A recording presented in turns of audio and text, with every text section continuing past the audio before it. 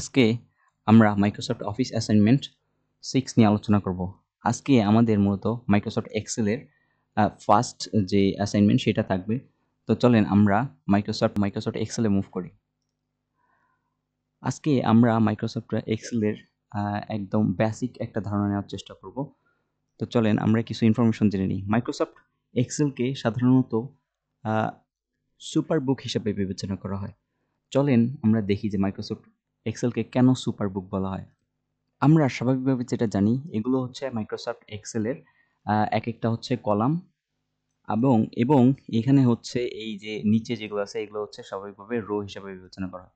এখন আমরা যদি বলি যে ঠিক এরকম মাইক্রোসফট এক্সেলে ঠিক কতটা কলাম রয়েছে আপনি বলতে পারবেন? কতটা কলাম আছে সেটা যদি আমরা জানতে চাই, আমরা যদি এইভাবে যাই সো এইভাবে যাওয়া সম্ভব নয়। সো আমরা যদি এখান থেকে কন্ট্রোল চেপে ধরে রাইট অ্যারো বাটন প্রেস করি তাহলে মাইক্রোসফট এক্সেলে ঠিক কতটা কলাম আছে সেটার সংখ্যা হচ্ছে এই। এটা তারা বলছে যে XFD। XFD বলতে আমরা কি বুঝি? আমরা আবার যদি কন্ট্রোল চেপে লেফট অ্যারো চেপে ডানে আবার চলে আসি বামে। সো এখান থেকে শুরু হয়েছে। আপনাকে একটু দেখানোর চেষ্টা করি যে এখানে তারা হচ্ছে XYZ এখানে শুরু হয়েছে। জেড শেষ হওয়ার পর আবার যেভাবে শুরু হয়েছে ডাবল এ দিয়ে শুরু হয়েছে, আবার হচ্ছে AB, AC। এরপর হচ্ছে আবার AZ পর্যন্ত যাওয়ার পর আবার তারা হচ্ছে B শুরু করছে। এর যাওয়ার পর হচ্ছে তারা দেখেন আমি যদি বলি এখানে হচ্ছে তারা আবার BA শুরু করছে।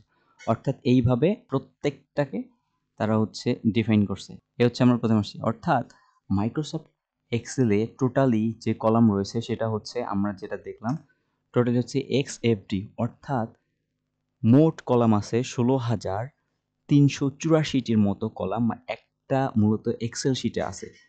এরপর আমরা যদি আবার প্রথমে চলে আসি, আমরা যদি র দেখি ঠিক কতটা র আছে, আমরা কন্ট্রোল দিয়ে যদি ডাউন অ্যারো প্রেস করি ঠিক এখানে আমরা রো এর সংখ্যা দেখতে পারবো যে প্রায় 10,48,576টি রো আছে। এই হচ্ছে মূলত মাইক্রোসফট এক্সেলের হচ্ছে কলাম এবং রো এর সংখ্যা। এখন এই প্রত্যেকটা সেল আমরা যদি সেলের সংখ্যা বের করতে চাই তাহলে টোটাল যে কলাম আছে এবং টোটাল যে রো আছে এই দুটো যদি গুণ করি তাহলে আমাদের টোটাল যে সেলের সংখ্যা সেটা আমরা বের করতে পারবো। তাহলে আমরা এই যে এক একটা সেল আছে এই এক একটা সেলে আমাদের হিউজ পরিমাণ ডেটা আমরা এখানে ইনক্লুড করতে পারি। অর্থাৎ এক একটা সেলে আমরা এক একটা প্যারাগ্রাফ বা অনেক ডেটা আমরা ডামি ডেটা ইনক্লুড করতে পারি। তাহলে আপনারা বুঝতে পারতেছেন একটা এক্সেল শিটে ঠিক কি পরিমাণ ডেটা আমরা ইনক্লুড করতে পারি। শুধুমাত্র এইটা হচ্ছে আমাদের কলাম এবং র এর হিসাব। এরপর এই যে শিটগুলো আছে আমরা দেখতেছি এখানে হচ্ছে আমি 2টা শিট নিছি। এরপর এখানে প্লাস আইকন দিয়ে দেখেন এইখানে আমরা এভাবে চাইলে প্রায় আমার জানা মতে 255টার মতো শিট আমরা নিতে পারবো শুধুমাত্র একটা এক্সেল ফাইলে। তাহলে একটা এক্সেল ফাইলে আমরা যদি 255টার মতো শিট নিই এবং প্রত্যেকটা শিটে আমরা যে পরিমাণ সেল অর্থাৎ যে পরিমাণ কলাম এবং যে পরিমাণ রো দেখলাম তাহলে আপনি চিন্তা করতে পারতেছেন একটা এক্সেল ফাইলে ঠিক কি পরিমাণ ডেটা আমরা লোড করে রাখতে পারি। দ্যাটস ওয়াই এই মাইক্রোসফট এক্সেলকে আমরা অ্যাজ এ সুপার বুক হিসেবে বিবেচনা করি। এখন আসেন আমরা মূলত এই বেসিক নলেজের উপর ভিত্তি করে আমরা কিছু টাস্ক দিছি। সো আপনারা এটা হচ্ছে পূরণ করতে পারেন। সো আমরা এটাই প্র্যাকটিস করি। প্রথম কোশ্চেন হচ্ছে যে how many row are in the excel sheet. আমরা জানলাম যে মাইক্রোসফট এক্সেলে ঠিক কি পরিমাণ রো রয়েছে সেটা আমরা জানি যে মাইক্রোসফট এক্সেলে কি পরিমাণ রো রয়েছে এটা হচ্ছে 10,48,576টি রো আছে এবং আমাদেরকে বলছে how many column are in the excel sheet. আমরা জানি একটা এক্সেল শিটে প্রায় 16,384টার মতো 16,384টার মতো হচ্ছে কলাম থাকে। এরপর how many cells are in the excel sheet. আমরা যদি এক্সেল শিট কতটা আছে সেটা যদি আমরা বের করতে চাই তাহলে আমরা প্রথমে একটা সূত্র লিখে দেই। প্রথমে ইকুয়াল এটা ঘর আমরা একটা গুণ দিলাম, গুণ দিয়ে এই সেল দিলাম, দিয়ে যদি আমরা ইন্টার দিই তাহলে আমাদের এখানে যে টোটাল সেলের সংখ্যা সেটা চলে আসছে। এরপর হচ্ছে how many sheet can be taken in the excel file. আমরা কতটা শিট নিতে পারি আমরা জানি যে প্রায় 255টার মতো শিট আমরা নিতে পারি। এরপর বলছে what is the keyboard shortcut for cut. আমরা জানি কন্ট্রোল প্লাস যদি আমরা দেই CTRL কন্ট্রোল প্লাস, আমরা যদি কন্ট্রোল প্লাস এক্স দেই তাহলে আমরা যে কোনো কিছুকে কাট করতে পারি, এবং আমরা যদি CTRL কন্ট্রোল প্লাস ভি দেই তাহলে আমরা যে কোনো কিছুকে পেস্ট করতে পারবো। এরপর হচ্ছে what is the keyboard shortcut select of the worksheet. আমরা যে কোনো ওয়ার্কশিটকে কন্ট্রোল প্লাস যদি এ দেই, CTRL কন্ট্রোল প্লাস যদি এ দেই তাহলে আমরা আমাদের ফুল ডকুমেন্টটাকে সিলেক্ট করতে পারবো।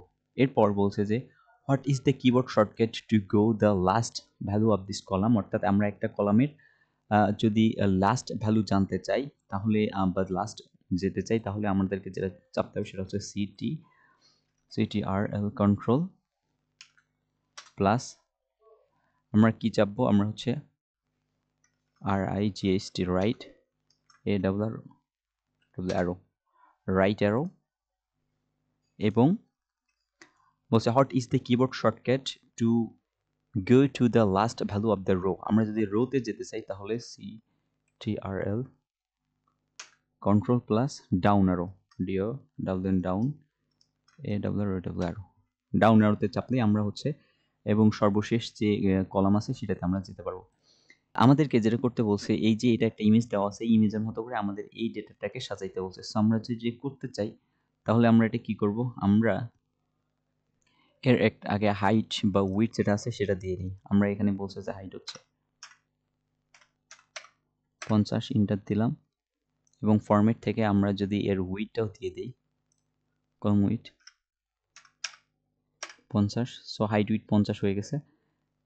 এরপর আমাদেরকে সাবস্ক্রিপ্ট এবং সুপার স্ক্রিপ্ট করতে বলছে। সো আমরা যদি এটা করতে চাই তাহলে আমরা এইটুকে সিলেক্ট করে আমরা ফন্ট অপশনে এসে এখানে দেখেন ফন্ট অপশনের যে অ্যারো বাটনটা আছে এখানে ক্লিক করার পর এখানে আমরা কি করতে যাচ্ছি, সো এটাকে আমরা যদি সাবস্ক্রিপ্ট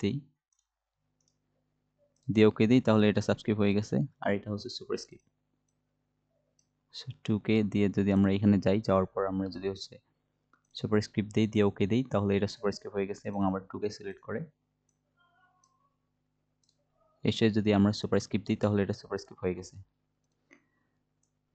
এ হচ্ছে, এবং আমরা চাইলে এর সাইজটা একটু বড় করতে পারি এবং এটা এইখানে থাক, এবং আমরা যেটা করি আমরা এখান থেকে ফিলে যে আমাদের এটার হচ্ছে একটা কালার দিয়ে দিই। আচ্ছা, এটা হচ্ছে ফিল কালার চলে আসছে। এখন নেক্সটে আমাদেরকে যেটা করতে বলছে যে use the fill handle to complete 12 month name.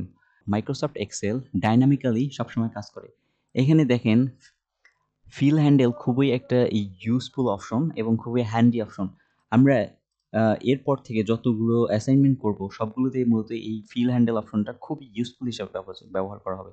So আমরা যদি দেখি এখানে প্রথমে জানুয়ারি এবং ফেব্রুয়ারি দেওয়া আছে। সো মাইক্রোসফট এখন যদি আমরা এই যে এখানে সেলের কর্নারে আমরা যে প্লাস এগুলো দেখছি, যদি আমরা নিচে টান দিই তাহলে দেখবেন এটা অটোমেটিক্যালি ফিল আপ হয়ে গেছে। কিভাবে? মাইক্রোসফট এক্সেল অটোমেটিক্যালি ধরে নিছে যে এটা সিকোয়েন্স জানুয়ারি ফেব্রুয়ারির পর এটা হচ্ছে মার্চ এপ্রিল, অর্থাৎ মান্থের নাম সে বারবার রিপিট করবে। এইটাই হচ্ছে মাইক্রোসফট এক্সেলের ম্যাজিক। তারা বুঝতে পারে যে এটা হচ্ছে ডাইনামিক। এরপর আমরা স্যাটারডে সানডে মানডে লিখছি। এরপর আমাদেরকে যে টাস্কটা করতে বলছে সেটা হচ্ছে use transpose paste option to list the day name vertically, অর্থাৎ আমাদেরকে যেটা বলছে সেটা হচ্ছে যে এখানে কিছু ডে নাম দেওয়া আছে, এগুলো হচ্ছে মূলত হরিজন্টালি দেওয়া আছে। সো এগুলোকে আমাদের ভার্টিক্যালি করতে হবে, অর্থাৎ এগুলো আমরা কলাম আকারে লিখছি, এখন আমাদের এটা রো আকারে প্রয়োজন। সো আমরা যদি এটা খুব সহজেই করতে চাই আমরা মূলত ডেটাটাকে সিলেক্ট করে নেব। সিলেক্ট করে নিয়ে প্রথমে কপি করব। কপি করার পর নেক্সট এখানে আসবো, বা এখান থেকে করতে যাচ্ছি, এখানে এসে আমরা রাইট বাটন ক্লিক করে এইখানে পেস্টের একটা অপশনে দেখবেন ট্রান্সপোর্ট নামে একটা অপশন আছে। এইখানে যদি ক্লিক করি তাহলে আমাদের ডেটাটা ট্রান্সপোর্ট হয়ে গেছে। আবার যদি এই ডেটাটাকে আমি হরিজন্টালি করতে চাই, ফর এক্সাম্পল এইখান থেকে, সো আমি এখানে এসে আমি যদি রাইট বাটন ক্লিক করে যদি আমি ট্রান্সপোর্ট অপশনে ক্লিক করি তাহলে এটা ভার্টিক্যালি হয়ে গেছে। আবার এই অপশনটাকে আমি যদি ধরার পর কন্ট্রোল সি দেই, কপি করার পর আমি চাচ্ছি আমার এই ডেটাটা হচ্ছে হরিজন্টালি দরকার। সো আমি এখানে যেই সেল থেকে দরকার সেই সেলে এসে রাইট বাটন ক্লিক করে আমি যদি ট্রান্সপোর্ট অপশনে ক্লিক করি তাহলে আমার ডেটা ট্রান্সপোর্ট হয়ে গেছে। এই হচ্ছে মূলত আজকের বেসিক যেই আপনাদের নলেজ ছিল সেটার উপর ভিত্তি করে এই অ্যাসাইনমেন্টটা। সো আই থিংক আপনারা এটা করতে পারবেন। সো আপনারা এটা করে আমাদের যে ডেসক্রিপশন বক্স আছে সেখানে সাবমিট করতে পারেন। Thank you.